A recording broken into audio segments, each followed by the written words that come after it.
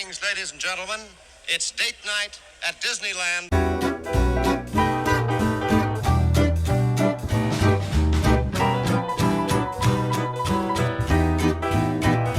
A night out at Disney? Oh yeah! And you need to transform your wardrobe so it's fit for the occasion. Well, you've come to the right place. Welcome to Travel Dress Code. Let's look the part.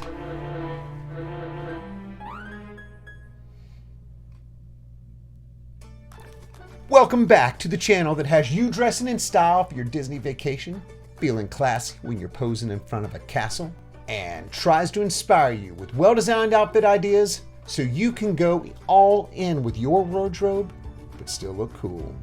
And as always, we will leave you with another great Disneybounding outfit idea. And why do we do this? Because you deserve a great vacation. You work hard, you deal with a lot, you take care of people all day, every day. So when it's time for a vacation, it's time to get treated well. Dressing well, looking great, those are your first keys to the VIP lounge. You know why the Yankees always win, Frank? Because they have Mickey Mantle? No, it's because the other teams can't stop staring at those damn pinstripes.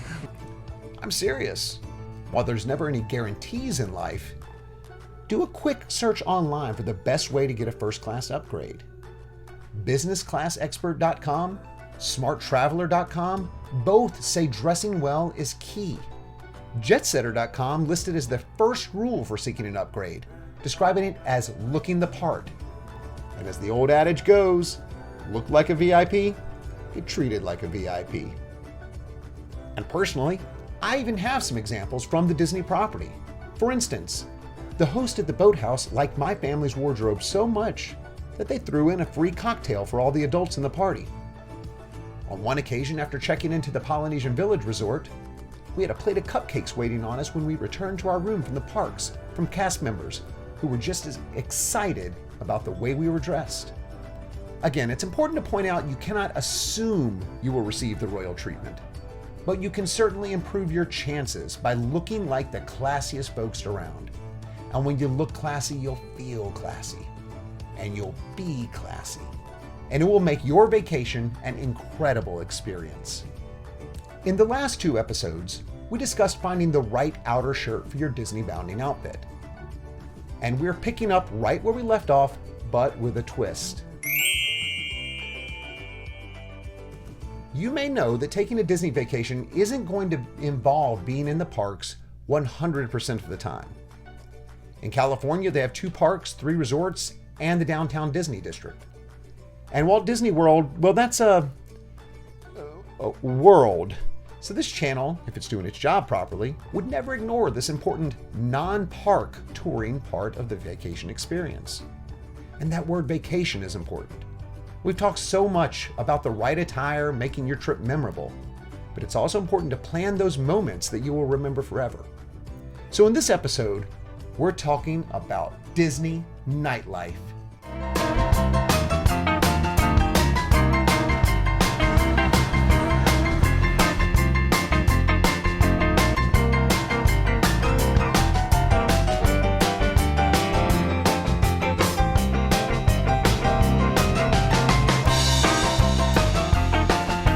This is the part of your Disney vacation where you're splashing on the cologne, ditching the shorts, sprucing up with some evening attire that makes you look and feel like a VIP, ready for a date or a special occasion, or just an excuse to finally wear that smooth and dapper outfit you've been saving for the right moment.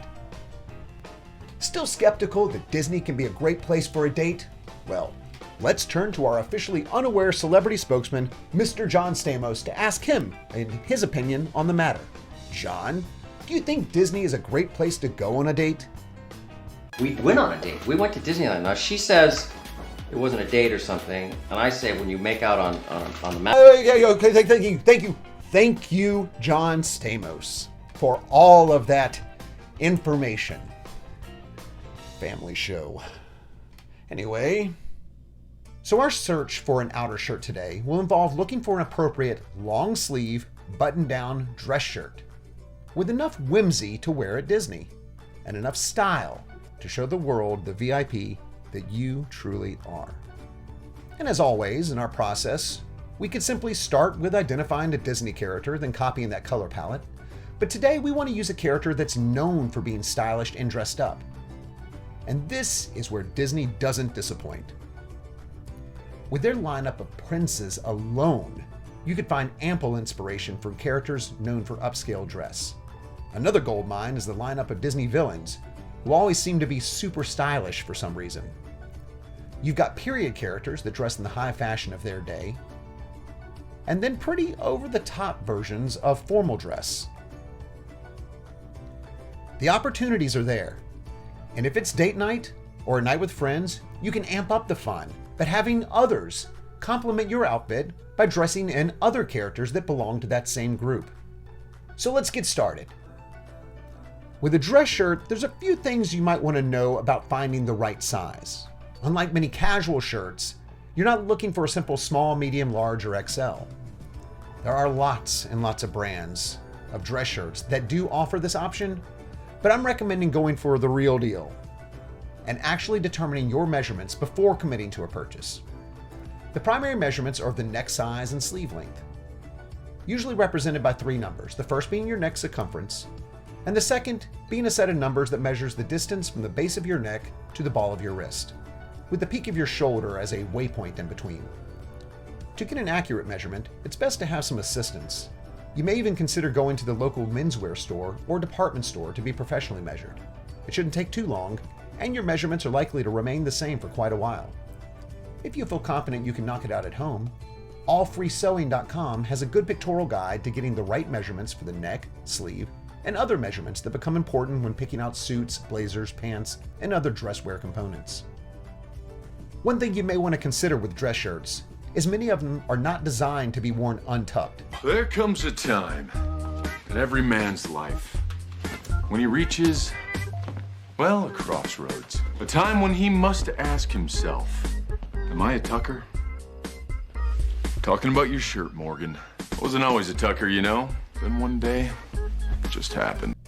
A great dress shirt can fit just right and be a perfect representation of your bounding inspiration, but then looks sloppy if you wear it untucked.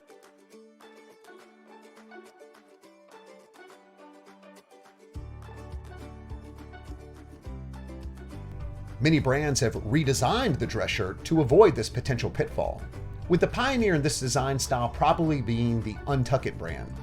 They offer a vast catalog of very stylish and classy clothing, all designed to fall on you at just the right point without having to tuck the shirt in.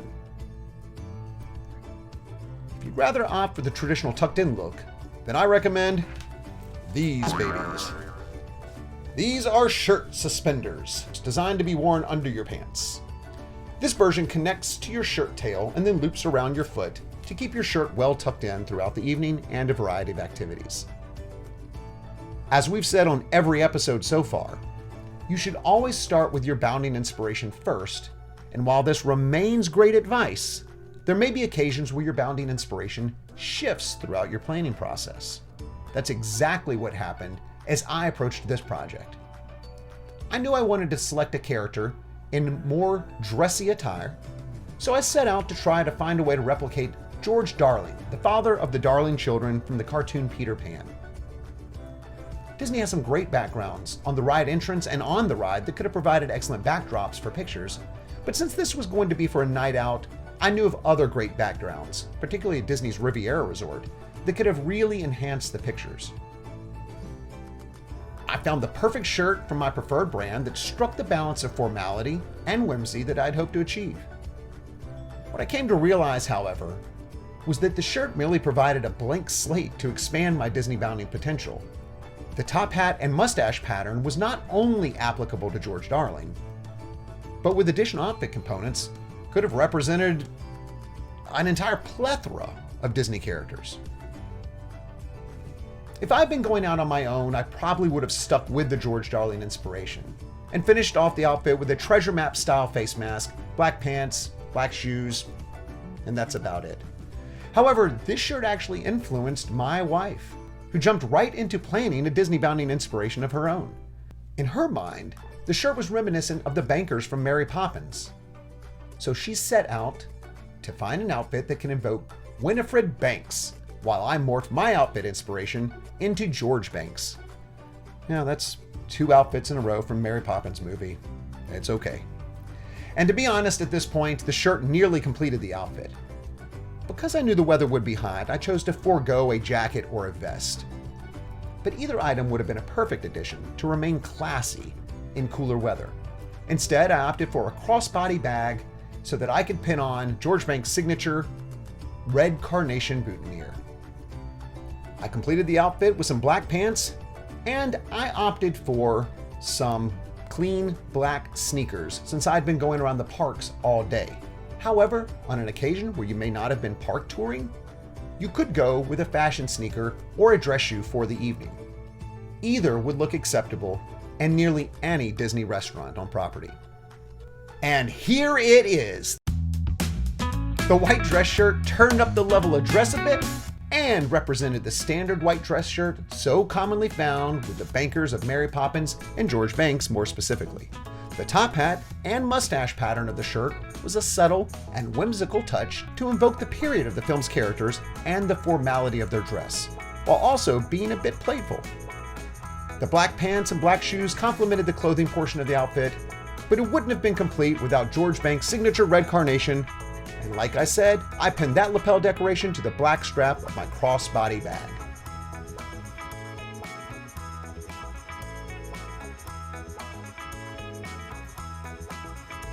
So thank you for joining us again on this episode of Travel Dress Code. If you liked what you saw here today, subscribe, get updated, be in the know with our future videos. Make sure you like the video, share it with others. We all know someone who needs a little help dressing up at night, especially for date night. And if you're thinking about a Disney vacation, contact our sponsors at dappertravels.com, a veteran-known travel agency that specializes in Disney vacations, and they know how to travel in style. And finally, if you know where this picture was taken at the park, let us know in the comments and get a shout out in the next episode. And congratulations to our viewer, Say C, for correctly answering where this image appears inside the parks.